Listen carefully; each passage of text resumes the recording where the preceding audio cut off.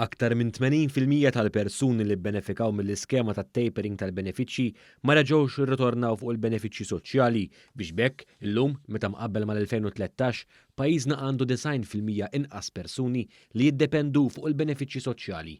Dan tħabbar f'konferenza tal-aħbarijiet tal-Gvern hekk kif ġie kwotat studju minn ekonomista tal-Bank Ċentrali.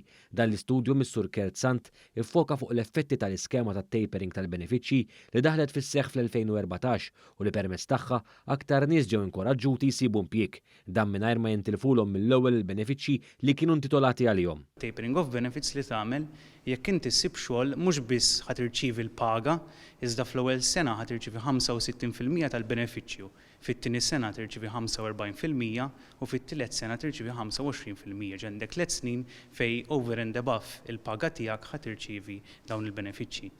U li naraw hawnhekk huwa li dal-istudju juri li tapering of benefits ta' mbuttatura l quddiem il-dawn is-soċjetà, din il-ispazzjoni tas-soċjetà u naraw illi irdupjat iċ-ċans illi dawn jitlu fil-post tax-xogħol, fid-dinja tax-xogħol.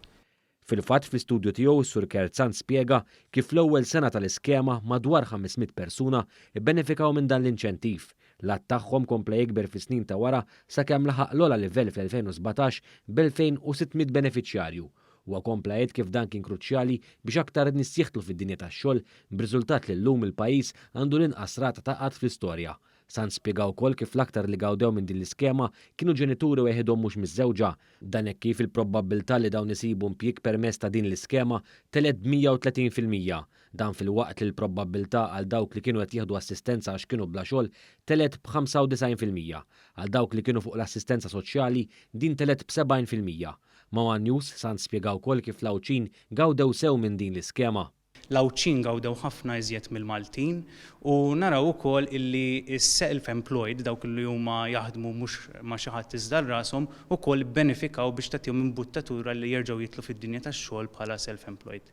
Min-naħa tiegħu il-Ministru Michael Falzon fl-indirizz tiegħu sostna l-effettività ta' din il-miżura anke l-fatt li l-maġġoranza assoluta ta' dawk li benefikaw minn din l-iskema ma reġgħu saru dipendenti fuq il-benefiċċji soċjali. Iktar minn 80% minnhom ma reġgħux marru fuq il-benefiċċji soċjali. Jiġifieri inti għandek suċċess għoli ħafna. Bħal huwa wkoll il-fatt li llum nies li qegħdin jiddependu fuq il-benefiċċju tal-qatt illum huwa naqas b'90% u 10% ta' dak li sabu Gvern Laburista. Il-Ministru Falzon temm jgħid li l-Gvern kien u se jibqa' sensittiv sabiex jifhem u jindirizza r-realtajiet tan-nies, b'hekk se jibqa' kommess sabiex isaħħaħ is-suq tax-xogħol li joffri opportunitajiet aħjar u fuq kollox iżomm bilanċ bejn ix-xogħol u l-familja.